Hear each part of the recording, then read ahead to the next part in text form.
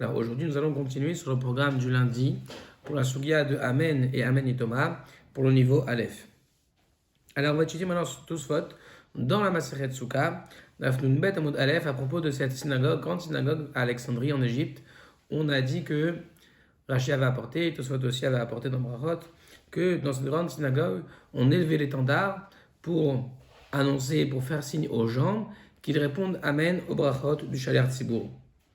Là, on avait demandé, et pourtant, on voit que Amen et Thomas, dans Brachot, on enseigne Amen et Thomas qu'on ne peut pas répondre Amen si on n'a pas entendu la Beracha.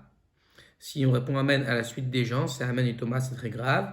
Et Rashi et Tosfot aussi, dans Masechet Brachot, avaient répondu que c'est différent, parce que le Amen dans Brachot, qui est Amen et Thomas, ça amène où non seulement on n'écoute pas la Beracha, mais on ne sait même pas à quelle Beracha on répond. On répond à la suite des gens, mais on ne sait absolument pas ce à quoi on répond.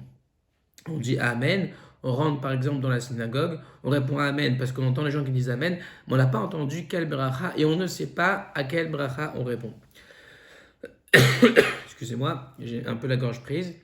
Et alors que Rachid Tosfot avait dit, alors que dans ma Masechet Souka, Nun Aleph Amud Bet, à propos de cette synagogue à Alexandrie, au contraire, c'est vrai qu'on n'écoutait pas la Beracha parce qu'on était loin du Shaler Tzibour, loin du Chazan, mais on savait exactement où se situait le Chazan, et donc lorsqu'on répondait Amen, c'était Amen à sa Beracha qu'on savait, on l'avait identifié, on savait ce à quoi on répondait Amen. Maintenant, Tosfot, dans Masechet Souka, sur cette Gemara de la synagogue d'Alexandrie, ils disent ainsi Vekivan Shekia Leanot Amen. Et puisque on arrivait donc dans cette synagogue, le Chazan, il arrivait à ce qu'il faille répondre Amen, il faisait sa bracha et nous on répondait Amen. Manif Basudar, on étendait donc, on remuait, comme la Hanafa, on remuait ce soudar, cet étendard, ce mouchoir, Vercholaam, on y Amen. Excusez-moi, et donc tout le peuple répondait, suite à ceci, il répondait Amen. Ils disent tous votes, Baruch Kajale, les Rabbeinu Nissim. Dans le Harour, Rabbeinu Nissim, il pose cette question, celle qu'on avait déjà demandé de Rashi et Tosfot de Brachot. Il dit Rabbeinu Nissim une question. Hada Amar Beresh Gemara de Shlosh Achlou. Au début de la Gemara, dans Shlosh Achlou de Brachot, même Zayin Amud Aleph, c'est marqué En Onin Amen Yetoma. On ne répond pas le Amen Yetoma. Veha Acha. Et voici pourtant que ici, Lo Shamiru Aberacha. Ici, ils n'ont pas écouté la Beracha. Ici, donc, dans la synagogue d'Alexandrie non plus, ils n'ont absolument pas écouté la Beracha. Ils sont loin du Chazan. Comment alors peuvent-ils écouter la Beracha? Ils ne peuvent pas. S'ils ne peuvent pas l'écouter, comment alors peuvent-ils répondre Amen? Et là, Banafat à Soudarine, simplement par le fait qu'on a remué, qu'on a bougé les Soudarines, les étendards. Yodain, ils étaient au courant, ils savaient, chez Guilla, Onatamen, qu'est arrivé le moment du Amen. Ils savent qu'il faut répondre Amen parce qu'on remue le drapeau, l'étendard. Mais en aucune manière, ils ont entendu, jamais ils ont entendu le Chazan prononcer sa Beracha. Ve'en onin, Amen et Thomas.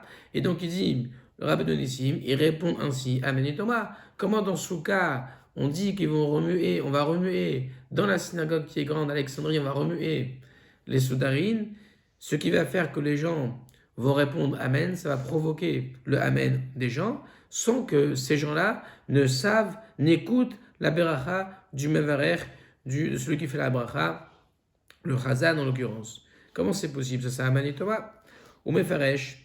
Et donc ils disent Tosfot que le Harour, il explique Beshem Rabbanan, au nom de Rabbanan, d'Ibn Barva, qui sont des habitants de l'ouest, donc c'est Chachamim d'Eret Israël qui se situe à l'ouest par rapport à la Bavel, Babylonie. Sheralmi Shiu Chayav Bracha, que sur celui, il faut bien écouter, c'est une autre réponse que la réponse qu'on proposait Rashi Tosfot, excusez-moi, dans Brachot, c'est une autre réponse qui est proposée ici par Rabbeinu Nissim, rapportée par Tosfot dans Souka. Il dit Sheralmi Shiu Chayav Bracha Ka'amar, que c'est seulement sur celui qui est chayav, qui est obligé, qui lui aussi doit faire la bracha, ka'amar, on dit ainsi, on dit le Amen Yitoma. Amen Yitoma ne peut s'appliquer que pour une bracha que l'on doit nous aussi faire, et donc on écoute pour s'en acquitter. Obeaniato Amen, et donc quand on répond Amen, Rotse, on veut la tset chidechovato, s'acquitter de notre obligation. Et donc pour ça, Tsarir chez Ishma, il faut qu'il écoute pour s'acquitter de l'obligation de Amen, comme si lui aussi faisait la beracha. Vachakach yana Amen, et alors après seulement, il répondra Amen. Tu écoutes la beracha de laquelle tu veux t'acquitter. Vachakach yana Amen, et après seulement, il répond Amen. Velo yana Amen itoma, mais qu'il ne réponde pas le Amen itoma, c'est-à-dire le Amen sans avoir écouté la beracha. De qui dit Tosfot, ici Rabbeinu Nissim, le Amen qui a Amen et Thomas, c'est un Amen d'une bracha de laquelle toi aussi tu as un chiyuv de faire.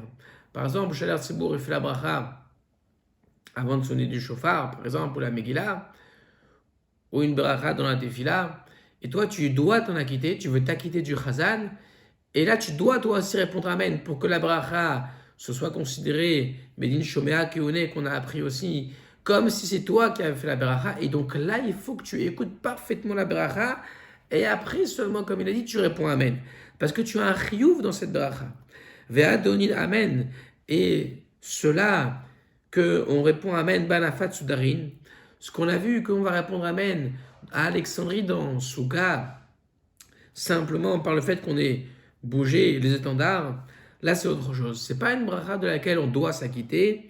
Aïnou, ce sont des Bekriyat Sefer Torah, dans des brachot par exemple, qui sont autour de la lecture du Sefer Torah, Velo Betfila, mais pas des brachot de Tefila auxquels on doit s'acquitter, desquels on doit s'acquitter. Velo Bedavar, et pas non plus chez Shaliach Motzi, Rabbi Medechovatam, pas non plus, là-bas on ne parle pas des brachot que le Shaliach, il va acquitter des gens de leur obligation. On ne parle pas là-bas des brachot que le Chazan, Shaliach Tzibour, va acquitter, des brachot qui va acquitter l'assemblée. C'est des brachot qui sont dites, par exemple, autour de la lecture de la Torah, qui ne sont pas une obligation à proprement parler pour le tzibour. On va voir qu'elles ont été instituées en faveur du tzibour, c'est vrai, mais ce n'est pas pour le tzibour qu'elles ont été instituées, mais parce qu'il y a le tzibour, pour celui qui monte à la Torah, on lui dit de faire une beracha, pour lui, uniquement pour lui. Mais nous, on n'a pas un chiyuv, une obligation, en écoutant sa beracha, de s'en acquitter aussi. C'est pour ça que, ici, le Rabbeinu Nissim fait une distinction entre les brachot d'autour de la Torah quand on monte à la Torah et les brachot de la Tfila desquels on doit s'acquitter, parfois on doit s'en acquitter. Et ainsi dit, on explique dans la Gemara, dans notre Perek, dans le Yerushalmi, dans le Talmud Yerushalmi, dans le même Perek où on est, dans Souka, que Bima Shel Etz, il y avait une Bima, une boîte, littéralement une Bima. C'est donc comme un étage, c'était surélevé, pas un étage, mais c'était une estrade, on va dire, Shel Etz, en bois, Behemsa, qui est au milieu de la synagogue, Vechazan, et donc l'officiant à Knesset de l'assemblée, Alia, il était dessus, Amad Echad Mehen, Nikrot, et donc l'un de l'assemblée se tenait pour aller lire dans la Torah, et donc on parle bien là-bas de lecture de la Torah, Aya Memouné Manif Besoudarin. Et donc celui qui était nommé, le Memouné qui était nommé, missionné pour bouger les étendards, il était Manif Besoudarin, il bougeait les étendards. VM Onin Amen. Et alors l'assemblée répondait Amen. Alkol Beracha ou Beracha, sur chaque Beracha, chaque Beracha. C'est-à-dire qu'encore une fois, il dit le Rabbeinu Nissim, à Alexandrie, c'était pas une bracha de laquelle on devait s'acquitter, c'était une bracha comme tu peux voir dans Yerushalmi, qui tournait autour de la lecture de la Torah.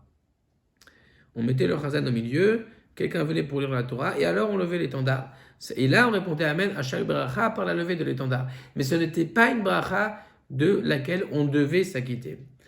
Et ainsi, au Bebrachot Yerushalmi, et aussi dans le Yerushalmi, dans Berachot, Besof et Ludvarim, à la fin du prêt Ludvarim, Kahamar, il est dit Ezoi Amen Yetoma. Là-bas aussi, on dit c'est quoi le Amen Yetoma, et on dit Huna Amarav, excusez-moi, Huna a dit au nom de Rav, Hen de Chayav, ce sont ceux qui sont Chayav, Lomar Beracha. Donc là aussi, on montre bien l'insistance. Amen Yetoma, c'est sur celui qui doit faire, qui est Chayav, de faire une Beracha. Velo Yada Maou on est, mais qu'il ne sait pas ce qu'il répond littéralement. Donc Amen et Thomas, on dit bien, même dans Yerushalmi, dans Brachot, c'est quoi Amen et Thomas? C'est une bracha de laquelle tu es chayav, il dit le Rabbeinu Nissim. C'est pour ça que c'est un Amen et Thomas, parce que tu es chayav de la bracha et tu réponds Amen à la suite des gens, mais tu ne sais même pas ce à quoi on répond. En revanche, dans Maseret Souka, comme c'est marqué aussi dans Yerushalmi, dans Souka, que là-bas on répondait Amen, c'est vrai, sans savoir quelle bracha on répondait, mais répondait Amen à une bracha de laquelle on ne devait pas s'acquitter. Une bracha, par exemple, qui tournait, on l'a dit, autour de la Kriyat Torah, de laquelle le tzibour ne doit pas s'acquitter. Elle n'est pas réservée pour le tzibour, cette bracha, uniquement pour celui qui monte. Et donc, dans une telle bracha de laquelle on ne doit pas s'acquitter, on pouvait répondre Amen même sans l'avoir écouté. Donc, il fait une différence en deux mots, Rabbeinu Nissim, entre Amen et Thomas et quand c'est pas Amen et Thomas. Il dit Amen et Thomas, c'est pas dans toute Berachot, c'est le chidouche de Rabbeinu Nissim d'aujourd'hui, qu'Amen Tosfot dans Souka. Il dit Amen et Thomas, c'est uniquement dans une Beracha qui est une chova, une obligation pour toi. Tu écoutes une Beracha de laquelle tu dois t'acquitter et tu l'écoutes pas et tu réponds Amen. Ça, c'est Amen et Thomas. Pourquoi? Parce que tu n'as pas écouté la bracha alors que tu dois t'en acquitter. Amen et Thomas. Tu réponds à la suite des gens, c'est Amen et Thomas. En revanche, si c'est une bracha de laquelle tu ne dois pas t'acquitter, tu peux répondre Amen, même si tu n'as pas écouté la bracha. Pourquoi? Parce que ce n'est pas une bracha chova pour toi. Ce n'est pas une bracha de laquelle tu dois t'acquitter. Il a donné l'exemple, Rabbeinu Nissim, comme c'est marqué dans Yerushalmi, que là-bas dans Souka, que le Amen, que le Amen que répondait à Alexandrie, c'était un Amen qui n'était pas Amen et Thomas parce qu'il tournait autour des brachot de Kriyat Torah qui ne sont pas une obligation pour ceux qui répondaient. Et donc, ils pouvaient répondre même sans écouter la bracha, ça n'était pas des brachot d'obligation. Ensuite, il dit, Rav Kohen Sedek, et Rav Kohen Sedek Gaon, c'est un Gaon, avant donc l'époque de Rishonim, il disait, Amar, il a dit, Chayav Tzibur Lishtok Velishmoa, le Tzibour, l'assemblée, est obligé de se taire et d'écouter Kol, Bracha ou Bracha Mipi Chazan, chaque Bracha et Bracha du Chazan, Va'achakar Ya'ane Amen, et après avoir écouté la Bracha, le Tzibour répondra Amen, La'achar Shetikle Abracha Mipi Meverer, après que se termine la Bracha Mipi Meverer, du Meverer, de celui qui fait la bénédiction. Donc il dit, Rav Kohen Sedek le Gaon, il dit apparemment, comme il est ramené dans Tosfot, apparemment, il fait la même distinction qu'on avait dit avant. Il dit, on est chayav de se taire et d'écouter les brachas du chazan, et après seulement, on répond Amen, après qu'il ait fini sa beracha. Il faut se taire, écouter la bracha. De quelle bracha il parle?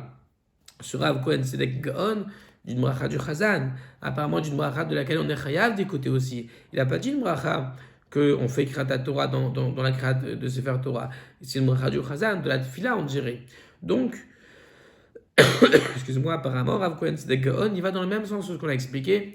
La distinction, le chilouk qu'on va faire entre Amen et Thomas et quand c'est pas Amen et Thomas, c'est que Amen et Thomas, quand il y a un chiyuv, là, il faut répondre après avoir écouté, comme dit Rav Kohen Sedek Gaon, après avoir écouté toute la beracha, et ensuite on répond Amen. Et si autrement, c'est Amen et Thomas, parce que c'est une obligation d'écouter cette beracha. Si on ne l'écoute pas, on répond Amen, c'est Amen et Thomas. Autrement, si ce n'est pas une beracha qu'on doit écouter, ce n'est pas Amen et Thomas. Verod et Shomar, et Tosfot, ils disent, il y a encore une autre réponse qu'on peut expliquer pour expliquer donc la différence entre Souka et Brachot. C'est quand c'est Amen et Thomas, quand c'est pas Amen et Thomas, que Yodim, Ayou le Kaven, c'est des Brachot, ils savaient les Kaven, ils savaient exactement les Kaven, c'est des brachot, ordonner l'ordre des brachot, chez Zo Acharzo, que l'une est après l'autre, Beminyan, dans le compte, chez Monin Kesidran, qu'on les compte selon leur ordre. C'est-à-dire qu'il dit qu'à Alexandrie, c'est vrai qu'il répondait Amen, parce qu'il savait exactement c'était quoi l'ordre des brachot. Ça, c'est la réponse qu'a proposé Rashi et Tosfot dans Brachot, que ici Tosfot le ramène dans Souka, il le ramène de nouveau, que à Alexandrie, c'était pas Amen et Thomas, pas parce que, comme il a dit avant, c'était une bracha qu'il fallait pas écouter, qu'il ne fallait pas écouter, qu'on n'était pas obligé d'écouter, mais parce que c'était une bracha que on savait ce à quoi on répondait. Donc ici, il y a deux chilokim, deux tirotim, deux réponses qui ont été données dans ce Tosfot pour expliquer la différence entre brachot et souka. Il dit, c'est quoi Amen Itoma dans Brachot et c'est quoi le Amen qui n'est pas Amen Itoma dans Souka. Alors, en fin de Tosfot, on a vu Vérod et Shlomar, il ramène la même réponse qu'il avait amené lui, Tosfot, que Tosfot avait amené dans Brachot, et que Rashi aussi avait amené dans Brachot, que la différence entre Amen Itoma et pas Amen Itoma, donc ici c'est à la fin de Tosfot, Od et Shlomar, c'est la différence, c'est que Amen Itoma, c'est quand c'est une bracha que je ne sais même pas ce qui est prononcé, je ne sais même pas ce qui est dit, j'arrive, je découvre les gens qui disent Amen, je réponds Amen après eux, ça c'est sourd. Et quand c'est pas Amen Itoma, c'est quand je sais exactement où le Chazan il se situe, j'ai ordonné dans ma tête, j'ai connaissance exactement de l'ordre des brachot. Je sais par exemple qu'après Atakadosh, il y a Tachonen. Donc quand je réponds Amen, je sais que c'est soit Amen Tachonen. Ça c'est permis. Ça c'est la réponse que tu sois t'avais dite là-bas dans Brachot, Rashi aussi dans Brachot, et que tu sois ici dans ce cas, à la fin, ils répondent. Mais aujourd'hui, on a pris une autre réponse, un chidouche de Rabbeinu Nissim, que la différence entre Amen et Thomas et pas Amen et Thomas, c'est que Amen et Thomas est dit uniquement pour une bracha qui est un chiyuv pour nous de laquelle on doit s'acquitter. Si c'est pas une bracha de laquelle on doit s'acquitter, il n'y a pas, c'est pas shayach. On ne peut parler alors de Amen et Thomas. Ça, c'est ce qu'a expliqué Rabbeinu Nissim.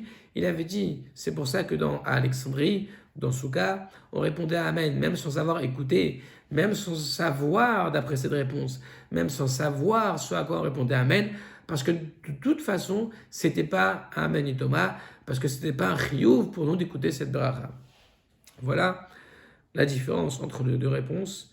Et pour la question qui est posée ici, dans quel sens est-ce que on rapporte ici la vie de Rav Kohen Sedek, le Gaon Rav Kohen Sedek? Apparemment, il est clair que comme Tosfot a donné sa deuxième réponse, Vérod et Shlomar, la deuxième réponse, la deuxième distinction entre Amen et Thomas et pas Amen et Thomas, il l'a dit après avoir cité Rav Kohen Sedek Gaon, c'est qu'apparemment c'est une autre réponse. Que Rav Kohen Sedek Gaon était avant cette deuxième réponse, donc lui, son avis il serait comme la première réponse, de dire que la différence entre Amen et Thomas ou pas, c'est comme Rabbeinu Nissim, c'est est-ce que c'est une bracha de chiyuv ou pas. Maintenant le Rambam, dans les Chod Barachot Brek Aleph Alacha Yud Dalet, on va finir avec ce Rambam. Il dit le Rambam Kol Aone Amen, tout celui qui répond Amen, c'est important. Lo Yahane, qu'il ne répond pas Lo Amen Chatufa. On avait dit qu'ils disent bien Amen, Vlo Amen Ketufa. Et aussi on avait dit qu'ils n'avalent pas une lettre, le Nun, le Aleph, Vlo Amen Ketsara, Vlo Aruka. Pas non plus un Amen qui est trop court, qui est trop long. Et là, Amen Benonit, tu réponds Amen normalement, un normal, un Amen normal. C'est important qu'il ne lève pas sa voix, qu'il n'élève pas sa voix plus haut que le Mevarer. C'est un Chazan qui n'a pas une grande voix, par exemple, une voix qui porte, qui a la voix cassée, par exemple. On ne peut pas répondre Amen plus fort que lui. Vekolmi, Shelo Shama et Abracha, et tout celui qui n'a pas écouté la Beracha, Shiur Chayav Ba, et dit le Rambam qu'il est chayav d'écouter, lo yana amen bichal aonim, qu'il ne réponde pas amen bichal aonim parmi, bichal c'est parmi aonim, les répondeurs, ceux qui répondent amen. On voit que le Rambam, dans ses halachot, il a rajouté que c'est quand qu'il ne faut pas répondre à amen à la suite des gens sans avoir écouté la beracha, c'est quand je suis chayav ba.